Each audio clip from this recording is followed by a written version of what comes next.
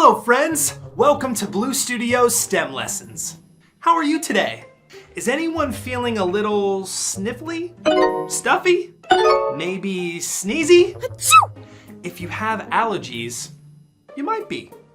Allergies are so common that 1 in 6 people have them. Today, we're going to explore beyond the sneeze and learn about what causes allergies. If you'd like to work on a fun activity while listening to this lesson, print out the word search puzzle page to go on an allergy hunt while you learn.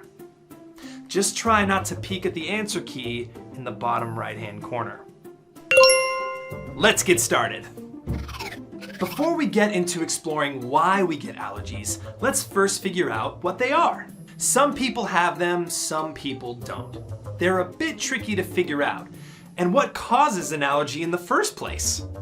An allergy is the case where a person's immune system overreacts to normally harmless things, like pollen, bee stings, or different foods. When this happens, we call it an allergic reaction. Allergies can be pretty mild, like developing a rash after walking through a hayfield, or they can be quite serious, like loads of swelling after a bee sting. So why do these seemingly harmless things trigger such a reaction in the body? Though things like hay, pollen, and peanut butter are all very common and non-toxic, in the body of someone with an allergy, they can be mistakenly seen as dangerous invaders. When a person with an allergy encounters something they are allergic to, their body enters emergency mode and starts gearing up to fight what it perceives to be harmful germs. The immune system kicks into gear and starts making antibodies called immunoglobulin E. Those antibodies send signals to cells to release a chemical called histamine into the bloodstream. Histamine is a hormone that causes the blood vessels to dilate, increasing blood flow and delivery to muscles, organs, and other areas of the body. In essence, it promotes inflammation. Inflammation is your body's way of responding to what it perceives as harmful.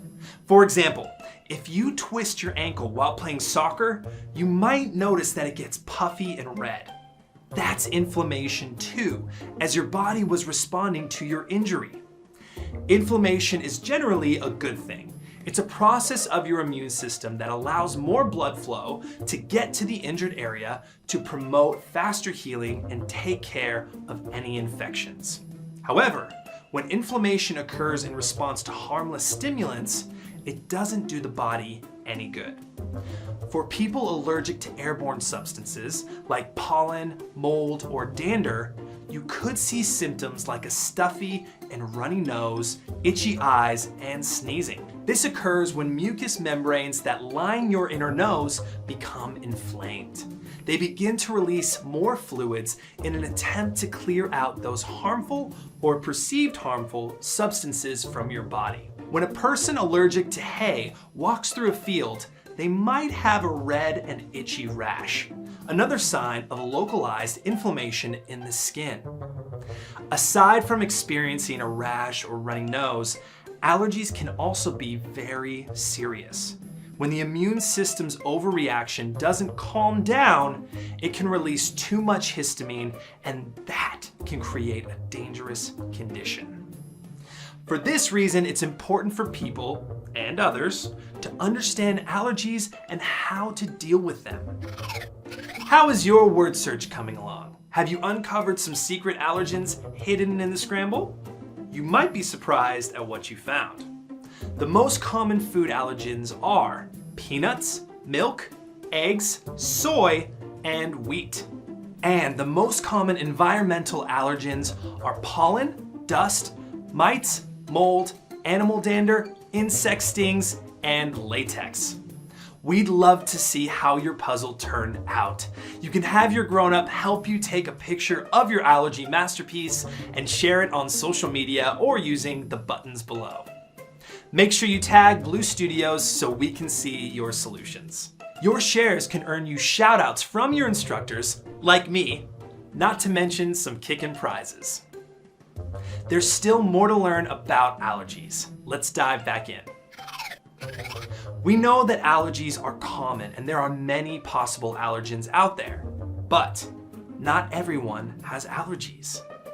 How come some people have allergic reactions, like getting itchy after each peanut butter, and others can eat all the PB&Js they want? It's long been a question of whether allergies originate from our environment or our biology. We now know that it mostly comes down to genetics.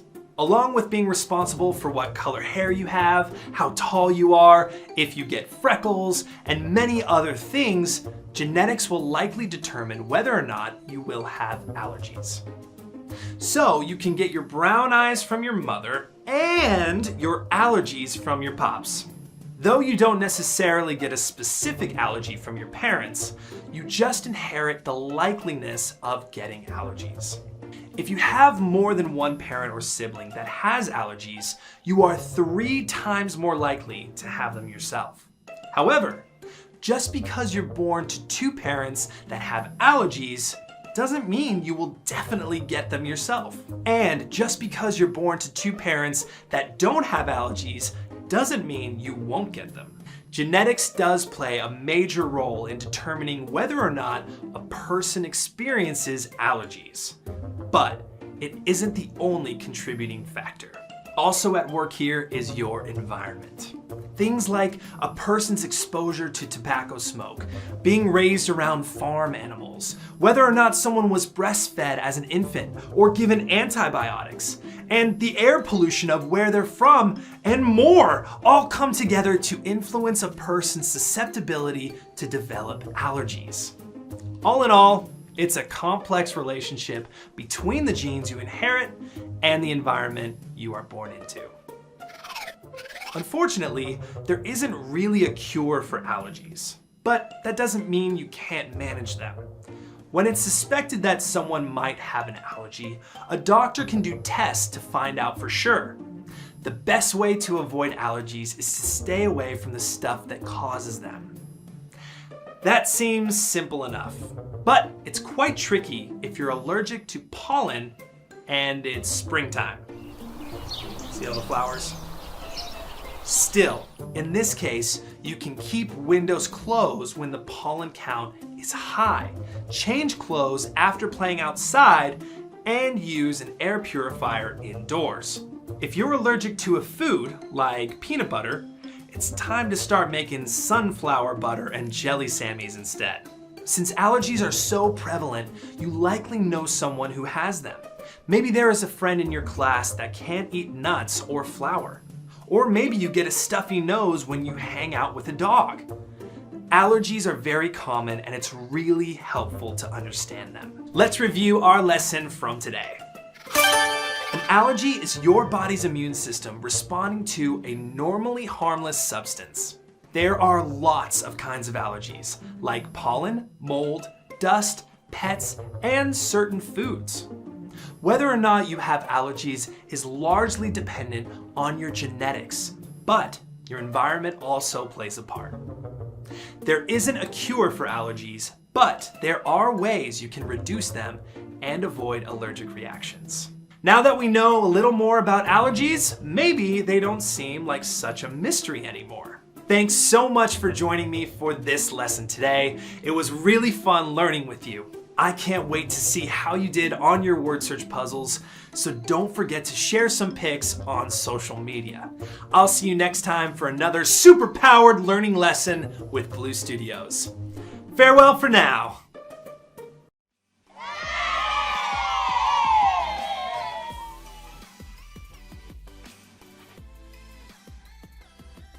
We are thrilled that you're watching Blue Studios 24/7. We're so excited to bring round-the-clock entertainment and educational content to your home.